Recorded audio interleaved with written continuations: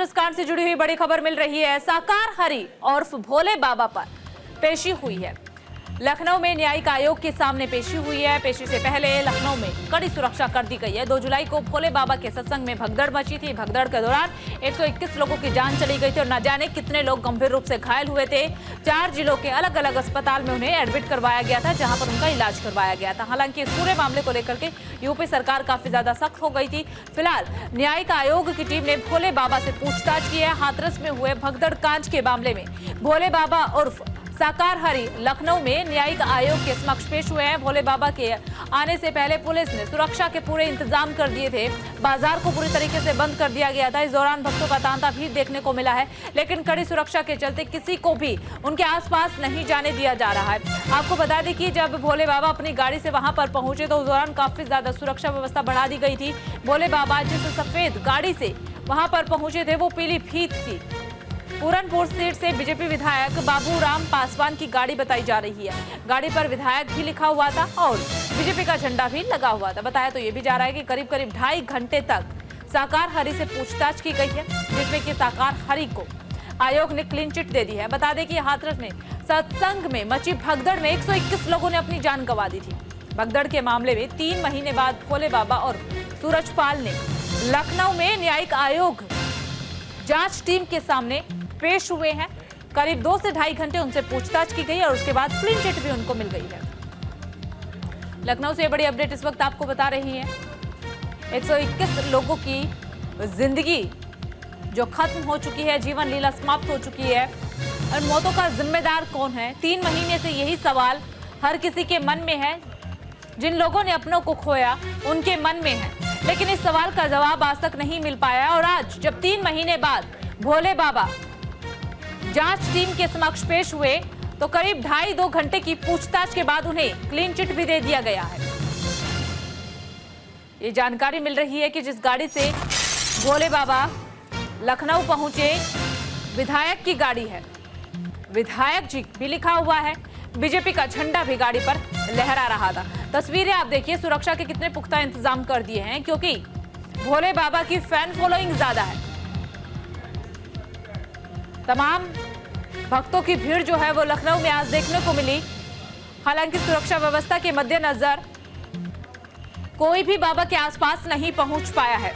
न्यायिक आयोग की टीम ने भोले बाबा से 2-2.5 घंटे पूछताछ की और उसके बाद क्लीन चिट दे दिया। हाथरस में हुई भगदड़ के मामले में भोले बाबा और साकार हरि लखनऊ में न्यायिक आयोग के समक्ष आज पेश हुए हैं। भोले बाबा के आने से पहले पुलिस ने पूरे बाजार को लखनऊ में बंद कर दिया।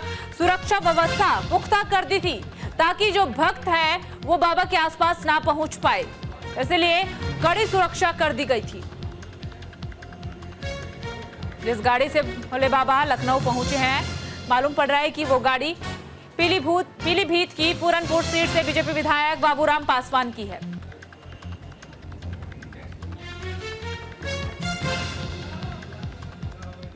चलिए ज्यादा जानकारी के लिए ग्राउंड जीरो का रुख कर लेते हैं। सहयोगी नीरज हमारे साथ जुड़ चुके हैं। नीरज से ज्यादा जानकारी ले लेते हैं। नीरज, फिलहाल लखनऊ में किस तरीके की हलचल देखने को मिल रही है? अपडेट क्या है? सबसे पहले अपडेट बताइए। देखिए, नारायण साकार हरि आज न्यायिक आयोग के पास पेश हुए थे और ये हजरतगंज में जो बिल्डिंग है सचिवालय की, वहां पर आए थे। और जैसे ही वो सुबह आए हैं, तमाम सुरक्षा के इंतजाम किए गए थे। करीब 300 पुलिस कर्मियों की तैनाती पूरे हजरतगंज क्षेत्र में की गई थी और आसपास एक बड़ा घेरा बनाया गया था। न्यायिक आयोग में आज पेश हुए थे, क्योंकि 2 जुलाई को जो हाथरस कांड हुआ था जिसमें 121 से ज्यादा लोगों की जान गई थी उस भगदड़ में, तो आज इनकी पेशी थी।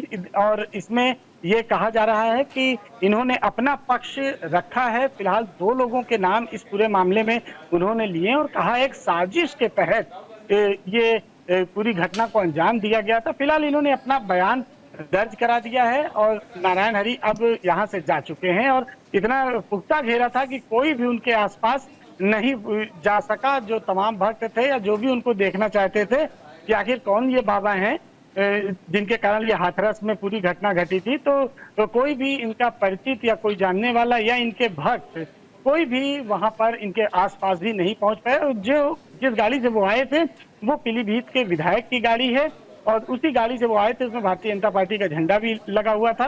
तो समझा जा सकता है कि कितने पावरफुल ये बाबा थे। और 2 जुलाई को जो सत्संग में पूरी भगदड़ मची थी, देखिए उस नीरज, पूरे मामले इनकी में पावरफुलता जो रही है वो तो उस दौरान भी देख ली गई थी जब इन पर तमाम कार्रवाई करने की बात उठ रही थी, सवाल उठाए जा रहे थे, ये पूछा जा रहा था कि भोले बाबा आखिर हैं कौन, उन पर कार्रवाई क्यों नहीं हो रही है, गिरफ्तार क्यों नहीं किया जा रहा है। और उसके बाद भी वो खुलेआम ऐसे ही घूमते रहे, कोई कार्रवाई नहीं हुई। आज भी 2-2.5 घंटे की पूछताछ और जानकारी मिल रही है कि क्लीन चिट दे दिया गया।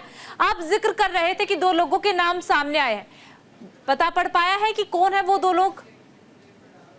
जी देखिए, 2 लोगों के नाम नारायण सरकार हरि जो बाबा हैं, जो सत्संग में भगदड़ मची थी उस दौरान इन्होंने 2 लोगों के नाम लिए हैं। अपने 2 सहयोगी हैं, उनके बताए जा रहे हैं, उनके नाम दर्ज कराए हैं। और इस पूरे मामले में चूंकि सरकार ने एक न्यायिक आयोग भी बना दिया था, उस न्यायिक आयोग में बाबा आज अपना बयान दर्ज कराने पहुंचे थे। न्यायिक आयोग अभी जांच कर रही है, अभी जांच की रिपोर्ट आनी बाकी है, क्योंकि तमाम लोगों से लगातार इस मामले में बयान दर्ज किए जा रहे हैं। और आज नीरज, सवाल तो ये भी ना, 3 महीने का समय कैसे लग गया बाबा को टीम तक पहुंचने में, या टीम को बाबा तक पहुंचने में? 3 महीने तक कहाँ थे बाबा? ये देखिए, न्यायिक आयोग ने आज का टाइम दिया था, नारायण सरकार हरि को, बाबा को आज का टाइम दिया था। और आज वो अपना बयान दर्ज कराने पहुंचे थे। और चूंकि लगातार इस पूरे मामले में न्यायिक आयोग एक एक करके तमाम बयान लोगों के दर्ज कर रहा है, जो लोग मौके पर थे, जो बाबा के सुरक्षा कर्मी थे, इन सभी के बयान दर्ज कर रहे हैं। और लेकिन इतना तो समझा ही जा सकता है कि बाबा की ताकत क्या है, बाबा कितने पावरफुल हैं। इतने बड़े कांड के बाद भी उन्हें तुरंत पुलिस ने उनसे पूछताछ उस समय नहीं की थी, और तमाम चीजों के बयान तत्काल जो स्थानीय हाथरस पुलिस थी वो आ गए थे, और 11 लोगों को इसमें नामजद किया था। तो पुलिस की जांच भी चल रही है। इसके साथ ही साथ सरकार ने न्यायिक आयोग बना दिया था। तो न्यायिक आयोग में अब बाबा के बयान दर्ज हुए हैं, अभी तमाम लोगों के बयान दर्ज होंगे, और देखना ये होगा कि न्यायिक आयोग में क्या कुछ निकल के आता है बाबा को लेकर। ठीक है नीरज, 2 चीज आपसे समझना चाहेंगे। क्या बाबा अपना बयान दर्ज करवाने के बाद लखनऊ से निकल चुके हैं? अगर निकले हैं तो कहाँ गए हैं, कोई जानकारी? इसी के साथ बाबा अक्सर सत्संग किया करते थे, क्या जब से ये जांच चल रही है या फिर आज उन्होंने अपना बयान जारी किया है, दर्ज करवाया है टीम के पास पहुंच करके, इस बीच उन्होंने सत्संग किया या फिर आगे आने वाले वक्त में सत्संग को लेकर के कोई तैयारियां? जी देखिए, बाबा तो फिलहाल अपना जो इनकी जांच आयोग में आज जो पेशी थी, जो इनका बयान दर्ज होना था, उस बयान को दर्ज कराने के बाद ये चले गए। उनके वकील ने लोगों से बात की, लेकिन बाबा ने फिलहाल बात नहीं की है। और इसके साथ ही साथ आपको बताएं कि अभी बाबा का कोई सत्संग उसके बाद नहीं हुआ है, क्योंकि जो भक्तगण हैं, जो आयोजक होते हैं, वो बाबा का सत्संग कराते हैं। लेकिन इतनी बड़ी घटना घटने के बाद अभी किसी की फिलहाल हिम्मत नहीं है कि बाबा का कोई सत्संग करा ले, या बाबा की भी अभी हिम्मत नहीं है कि वो किसी बड़े सत्संग का आयोजन कर सके। और नीरज, क्या बाबा वहां से निकल चुके हैं लखनऊ से? जी, बाबा यहाँ से निकल चुके हैं। जांच आयोग में अपनी जो बयान उनको दर्ज कराना था, वो बयान दर्ज करा के, वो विधायक उनके साथ थे, उनकी गाड़ी थी, विधायक की गाड़ी बाबूराम पासवान की, और उन्हीं की गाड़ी से वो वापस चले गए। ठीक है नीरज, देखिए एक चीज आपसे समझना चाहेंगे, 121 लोगों की इस हादसे में जान गई थी, लेकिन अभी तक ये नहीं पता चल पाया है कि इन मौतों का जिम्मेदार कौन है। जो 2 नाम सामने आए हैं, क्या उनसे भी पूछताछ होगी, उन्हें भी बुलाया जाएगा? क्या वो दोनों, जिन दोनों लोगों के नाम बाबा की तरफ से दिए गए हैं, क्या वो बाबा के सहयोगी थे, बाबा के साथ काम किया करते थे, या फिर बाहर की किसी 2 लोगों का नाम जिनका जिक्र आज बाबा ने अपने बयान में किया?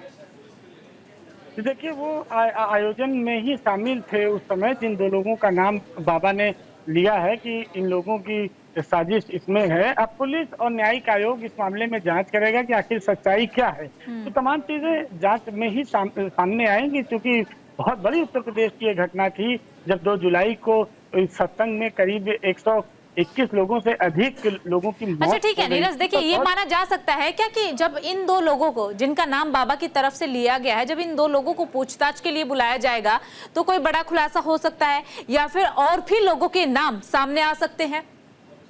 ये भी इन जो 2 लोगों के नाम बाबा ने अपने न्याय आयोग में दिए हैं, उनसे तो पूछताछ होगी, साथ साथ और भी तमाम लोगों से जो भी उस समय मौजूद था, घटना के वक्त मौजूद था, कौन क्या कर रहा था, ये तमाम चीजों की जांच अभी बहुत लोगों से जांच इस मामले में होगी, क्योंकि उत्तर प्रदेश का बहुत बड़ा मामला है और सरकार भी कोई इसमें चूक नहीं लेना चाहती कि किसी तरह का कोई संशय, किसी तरह की कोई लोगों के मन में कोई भ्रम रहे। तो इसलिए जांच आयोग का दायरा बड़ा है और कई लोगों से इस मामले में अभी और पूछताछ होनी।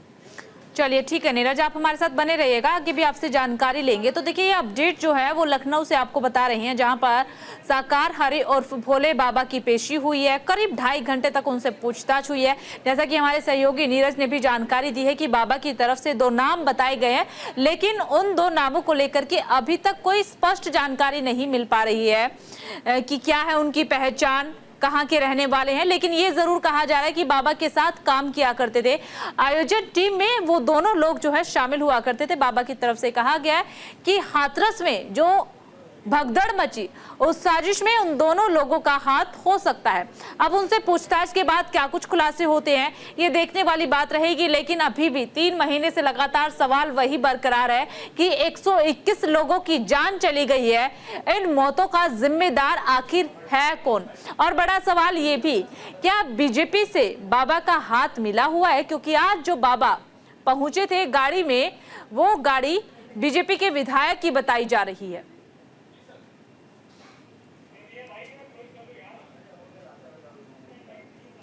तो साकार हरि उर्फ भोले बाबा की आज लखनऊ में पेशी हुई है। नीरज, आपसे देखिए एक चीज और जानना चाहेंगे। अब आज जो बाबा है वो विधायक की गाड़ी में पहुंचे, विधायक थे बीजेपी के, क्या माना जाए, क्या बाबा के कनेक्शन बीजेपी से हैं? जी देखिए, बाबा के कनेक्शन सभी दलों से हैं, सभी दलों के नेताओं के साथ, बड़े बड़े नेताओं के साथ, बड़े दलों के राष्ट्रीय अध्यक्षों के साथ बाबा की तस्वीरें, बाबा की फोटो आपको मिल जाएगी इंटरनेट से लेके तमाम जगहों पर, क्योंकि बाबा के पास एक बहुत बड़ा वोट बैंक है, उनको मानने वालों की संख्या बहुत अधिक है। और आप देखिए 121 लोगों की जो मौत हुई, उसमें से जिनके परिवार की मौत हुई वो भी नहीं सामने आते,